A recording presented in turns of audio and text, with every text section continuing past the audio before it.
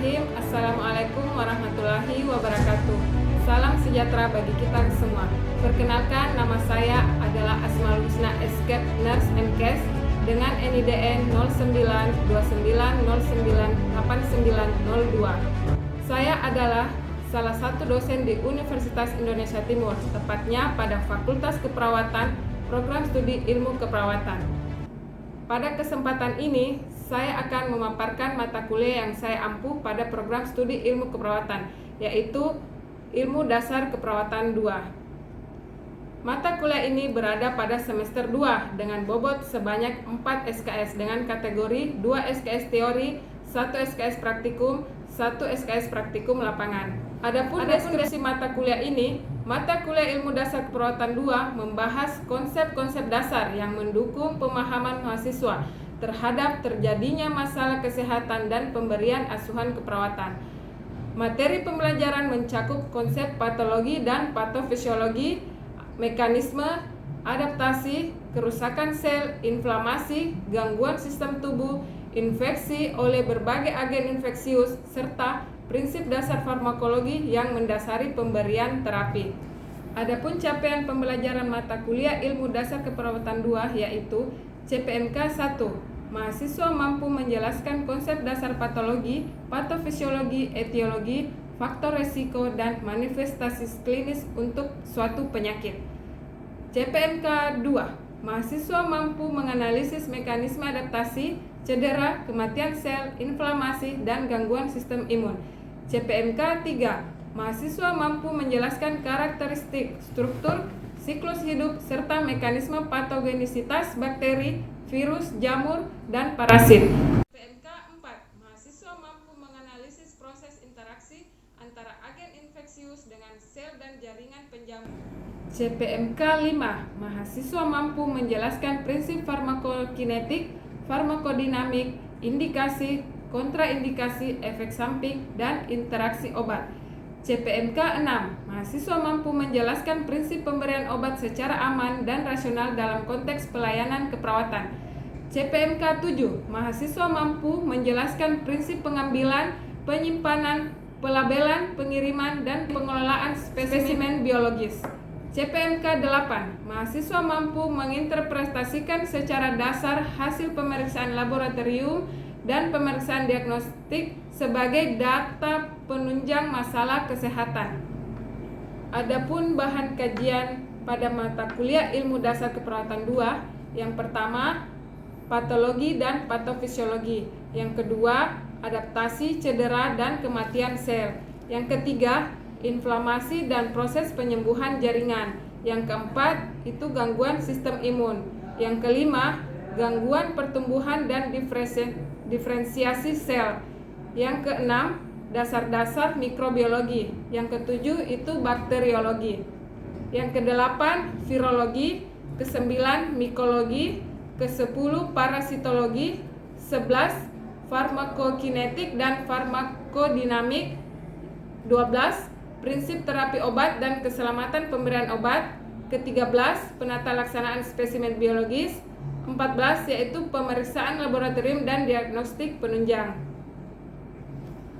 Adapun metode pembelajaran yang saya gunakan pada mata kuliah Ilmu Dasar Keperawatan 2, yang pertama yaitu ceramah interaktif, yang kedua itu case-based learning, yang ketiga problem based learning, yang keempat cooperative learning, kelima small group discussion, keenam demonstrasi dan simulasi, yang ketujuh praktikum laboratorium, kedelapan presentasi kelompok, kesembilan penugasan individu dan kelompok, 10 pembelajaran berbasis proyek sederhana.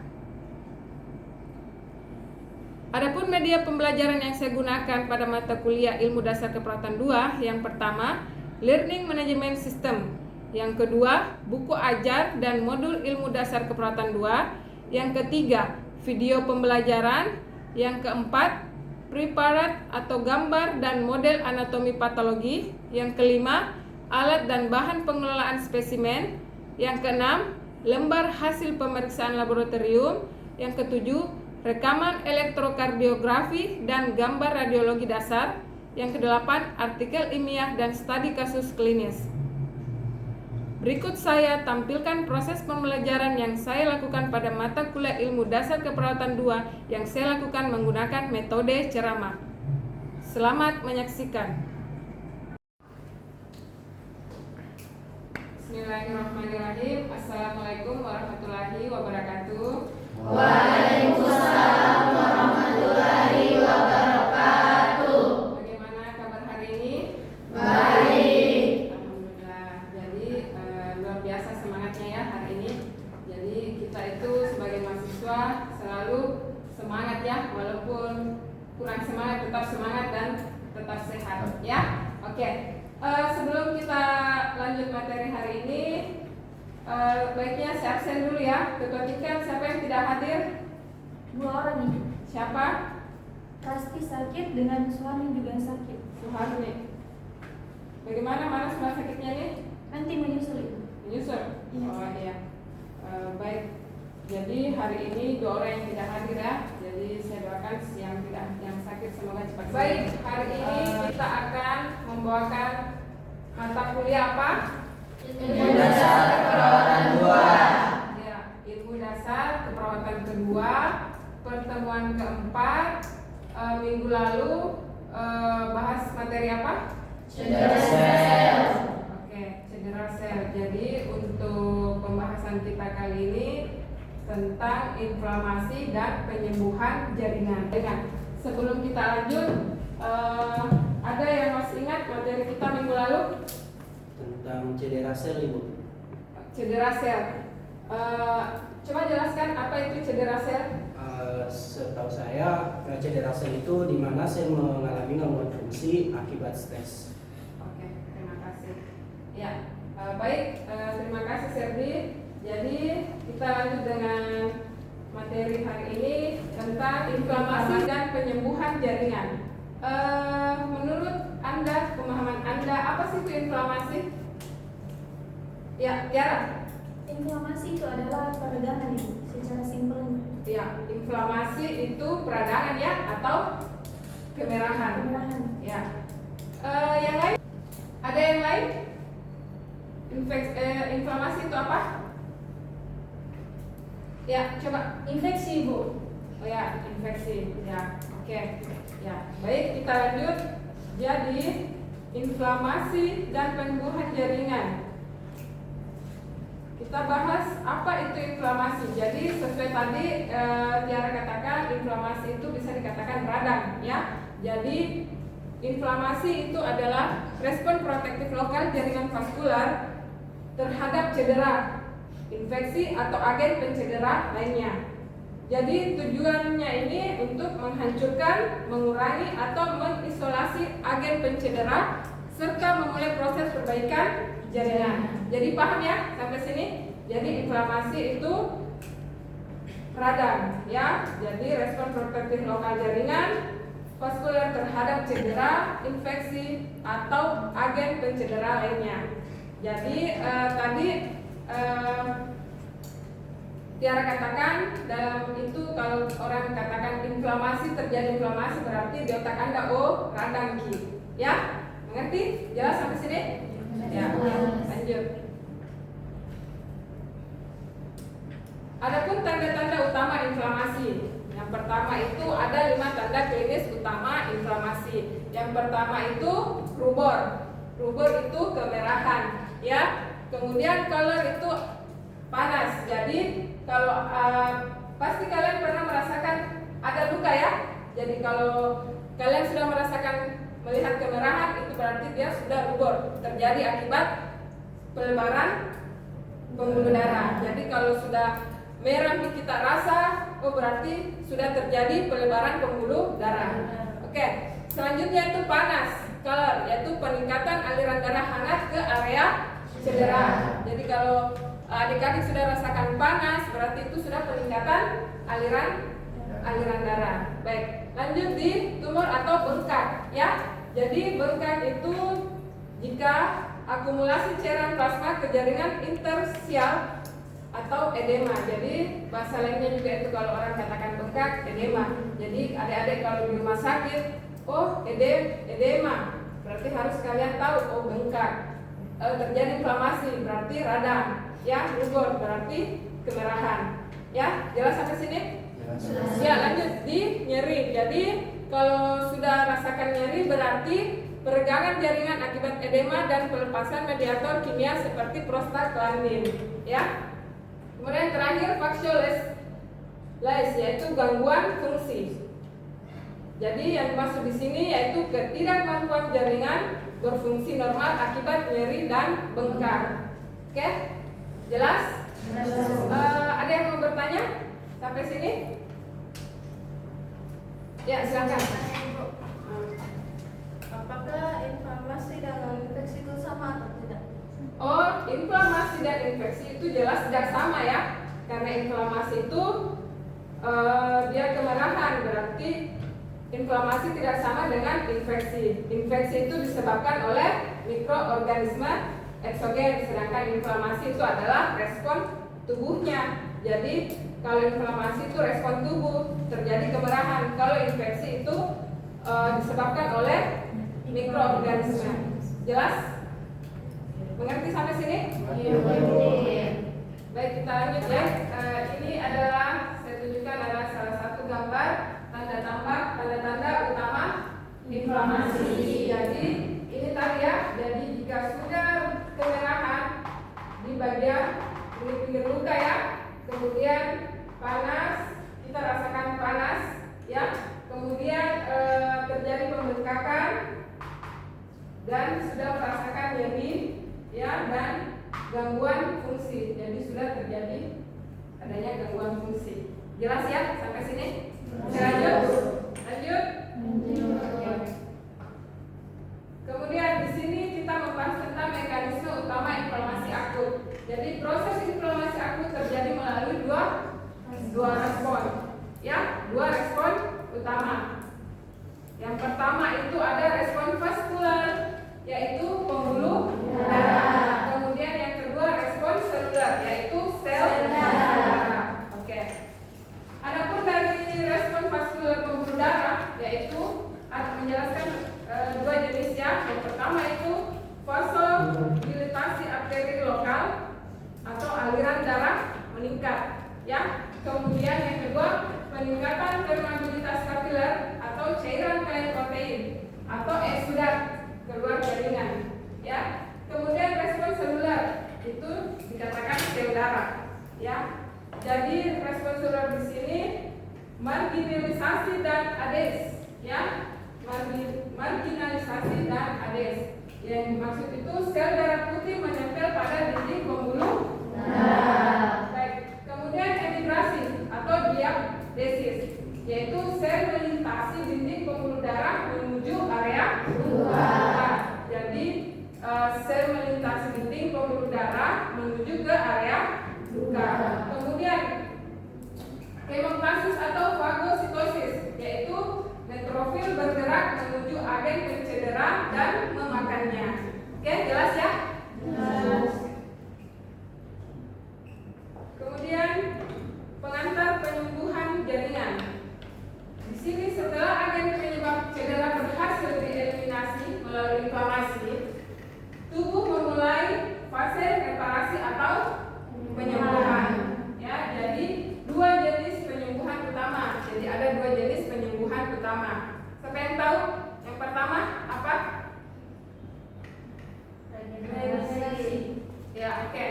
Jadi dua jenis penyembuhan utama, yaitu yang pertama regenerasi ya. Kemudian yang kedua itu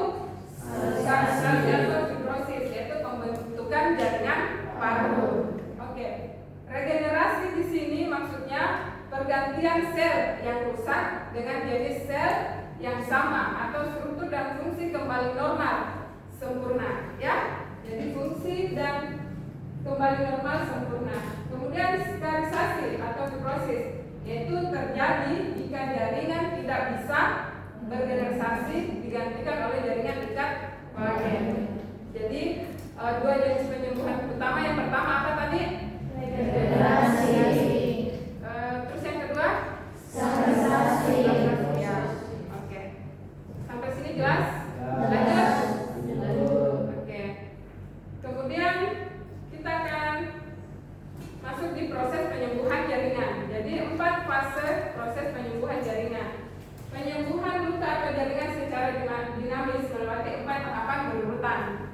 4 tahapan berurutan. Jadi pada saat proses penyembuhan luka kita ada 4 tahap penyembuhannya, ya. Yang pertama itu fase hemostasis, kedua itu fase inflamasi, ketiga itu fase proliferasi, dan yang terakhir itu fase remodeling atau maturasi, ya. Kemudian fase hemostasis di sini yaitu penghentian pendarahan lewat vasokonstriksi dan pembentukan sumbatan trombosit, ya. Jadi yang dimaksud dengan fase hemostasis itu penghentian pendarahan lewat vasokonstriksi dan pembentukan sumbatan trombosit. Kemudian yang kedua itu dari fase hemostasis itu dia waktunya itu detik sampai jam, ya. Jadi kalau kalian misalnya ada luka atau jatuh, fase hemostasis itu waktunya itu detik, memakan waktu detik atau jam, ya. Kemudian yang kedua fase inflamasi. Fase inflamasi itu waktunya hari, dia terbentuk hari pertama sampai makan waktu 3 hari, hari pertama sampai 3 hari, ya. Yang dimaksud di situ yaitu sel darah putih dan makrofag membersihkan debris jaringan mati dan bakteri, ya. Jadi di situ fase inflamasi itu membersihkan debris jaringan mati dan bakteri. Oke. Yang ketiga itu fase proliferasi. Dia memakan waktu itu hari ketiga sampai minggu ketiga. Dia tugasnya itu pembentukan jaringan baru untuk menutup luka. Jadi paham ya sampai sini. Jadi kalau ada luka atau jatuh jangan kau bilang jatuh sebentar, ya. Tidak ya. Jadi kalian paham bagaimana proses penyembuhan jaringan. Jadi kalau buka perhatikan bahwa ini sudah fase proliferasi, ya. Kemudian lanjut di fase remodeling. Dia ini memakan waktu minggu ketiga sampai 1 tahun lebih. Jadi maksudnya kenapa dia lama? Karena pematangan dan penguatan jaringan ikat. Ya, baik, sampai sini ada yang mau bertanya? Saya Ibu. Ya, Feby, silakan. Kan kita bahas di situ fase proliferasi, waktu penyembuhannya itu hari ketiga hingga sekitar 3 minggu setelah luka. Terus saya mau bertanya nih Bu, terus fase maturasi berapa lama? Oke. Jadi kalau fase maturasi itu bisa memakan waktu dia minggu ketiga bahkan sampai 1-2 tahun, ya. Jadi itu dia yang terakhir itu fase maturasi. Jadi minggu ketiga memakan waktu minggu ketiga sampai 1-2 tahun. Ya, jadi pematangan karena dia itu ada pematangan dan penguatan jaringan ikat. Oke. Jelas, Feby? Jelas Ibu. Oke, kita lanjut. Jadi di sini adalah detail fase proliferasi dan remodeling. Di sini ada 2 proses. Yang pertama itu proses utama dalam proliferasi dan proses utama dalam remodeling. Di sini proses utama membahas tentang neogenesis, granulasi, epitelialisasi. Jadi neogenesis itu pembentukan pembuluh darah kapiler baru. Jadi kemudian lanjut di granulasi. Kalau di granulasi itu pembentukan jaringan kemerahan yang kaya kolagen dan pembuluh darah. Baik. Kalau di epitelialisasi yaitu sel kulit atau epitel yang baru berimigrasi menutup permukaan luar. Jadi kalau sudah masuk di epitelialisasi yaitu sel kulit epitel baru berimigrasi menutup permukaan luar luka, ya. Kemudian di proses utama dalam remodeling. Di sini kolagen tipe 3 digantikan oleh kolagen tipe 1 yang lebih kuat. Kemudian jaringan parut mengerut, memudar warnanya dan kekuatannya meningkat hingga maksimal sekitar 80% dari kulit asli. Jelas sampai sini? Ya, lanjut. Ya. Faktor yang mempengaruhi penyembuhan jaringan di sini ada 2 faktor, ya. Yang pertama itu faktor lokal, yang kedua itu faktor sistemik. Jadi di sini faktor lokal itu terdiri dari 3. Ada infeksi, kurangnya suplai darah, dan adanya benda asing. Seperti tadi pertanyaan dari Widya, ya. Jadi perbedaan inflamasi dan infeksi. Jadi infeksi itu masuk di sini di faktor lokal, ya, karena inflamasi tadi itu dasar apa? Apa yang bisa sebutkan? Inflamasi itu apa? peradangan ya. Jadi bedanya inflamasi dengan infeksi. Jadi infeksi pada luka atau penghambat utama, kemudian kurangnya suplai darah, kemudian yang ketiga adanya benda asing. Jadi dia jelas ya apa itu inflamasi dan infeksi ya. Kemudian kita masuk di faktor sistemik. Faktor sistemik di sini ada 4. Yang pertama status nutrisi ya. Yang pertama itu status nutrisi. Yang dimaksud di sini adalah kekurangan protein dan vitamin C. Kemudian usia ya. Dia masuk di usia, lansia cenderung lebih lambat. Kemudian yang ketiga penyakit penyerta, yaitu seperti diabetes mellitus. Jadi itu masuk juga ya dari faktor yang memengaruhi penyembuhan jaringan ya jika ada riwayat DM. Oke. Yang terakhir itu konsumsi obat tertentu, misalnya kortikosteroid jangka panjang. Ya, sampai sini ada yang mau bertanya? Ya, silahkan. Diri ya, Dek. Tadi Ibu sudah dijelaskan apa itu fase inflamasi. Saya ingin bertanya Ibu, apa sih tujuan dari fase inflamasi? Fase inflamasi. Di sini ada yang bisa jawab? Apa itu tujuan fase inflamasi? Apa tujuan dari fase inflamasi? Ya, Sherly. Silahkan berdiri. Menurut saya sendiri itu yaitu lebih membersihkan jaringan mati dan bakteri. Oh ya, good. Terima kasih Sherly. Ya, oke. Dari tujuan dari fase inflamasi ya, seperti yang dikatakan tadi saudari kita Sherly. Jadi tujuan dari fase ini adalah menghancurkan bakteri, ya, menghancurkan bakteri dan membuat jaringan mati agar area luka bersih. Ya, jelas? Oke, jadi tujuan inflamasi ya, yaitu membersihkan jaringan ya supaya apa? Bersih. Oke, jelas sampai sini? Jelas. Ya, kita lanjut. Jadi kesimpulan pada materi kita hari ini yaitu inflamasi adalah alarm sekaligus mekanisme pertahanan awal tubuh yang krusial sebelum perbaikan mulai. Kemudian kedua itu penyembuhan jaringan merupakan proses estafet terkoordinasi dari pembekuan darah, pembersihan inflamasi, reproduksi proliferatif hingga penguatan struktural. Dan yang terakhir itu kegagalan atau gangguan pada salah satu fase di mana dapat memicu inflamasi kronis atau luka kronis yang sulit sembuh. Jadi tadi yang sulit sembuh itu masuk di fase mana? Fase apa? Maturasi ya. Ada lagi?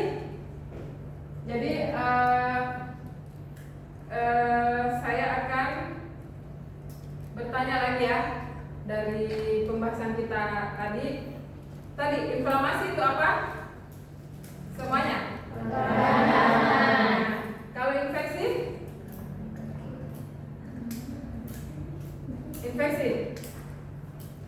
Adanya mikroorganisme. Ya, adanya bakteri mikroorganisme. Ya, jadi jelas ya perbedaannya inflamasi dan infeksi. Dan tadi Ibu sudah membahas 4 fase proses penyembuhan jaringan. Ada 4 fase. Yang pertama fase apa? Hemostasis. Ya, fase hemostasis. Yang kedua fase apa? Inflamasi. Ya, kedua itu fase inflamasi. Yang ketiga itu fase Proliferasi. Ya, fase proliferasi. Kemudian yang keempat fase Remodeling atau maturasi. Ya, fase remodeling atau fase maturasi. Ya, jadi jelas ya dari materi kita hari ini inflamasi dan penyembuhan jaringan. Jelas? Jelas. Baik, saya akan memberikan tugas kepada adik-adik dari 4 fase penyembuhan luka tadi jaringan, ya.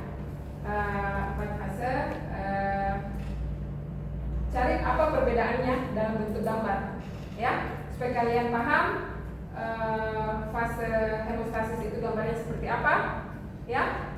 Catat inflamasi, proliferasi atau yang keempat fase maturasi atau remodeling, ya.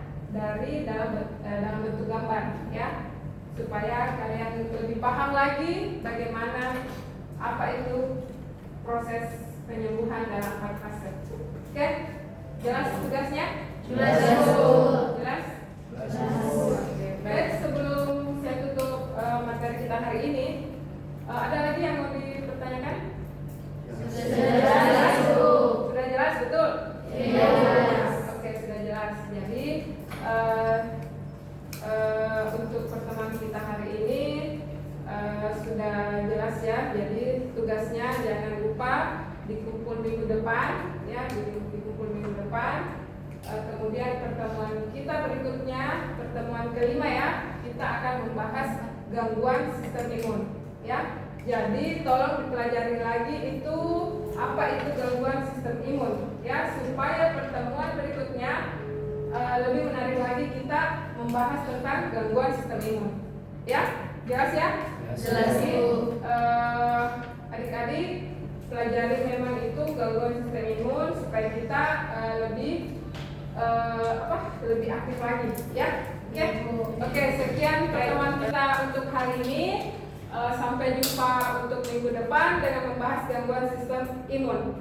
Oke, jangan lupa bahagia. Wassalamualaikum warahmatullahi wabarakatuh. Waalaikumsalam warahmatullahi wabarakatuh. Baik, itulah tadi cuplikan proses pembelajaran yang saya lakukan menggunakan metode ceramah. Semoga memberikan manfaat untuk kita semua, khususnya pada penerus perawat di masa depan. Saya juga mohon maaf yang sebesar-besarnya bahwa apabila ada tutur kata maupun tindakan yang kurang berkenan. Pesan saya, teruslah belajar, berintegritas, dan melayani dengan hati. Jadilah perawat yang profesional, kompeten, penuh empati, serta mampu memberikan pelayanan terbaik demi meningkatkan derajat kesehatan masyarakat. Sekian dari saya, terima kasih. Wassalamualaikum warahmatullahi wabarakatuh.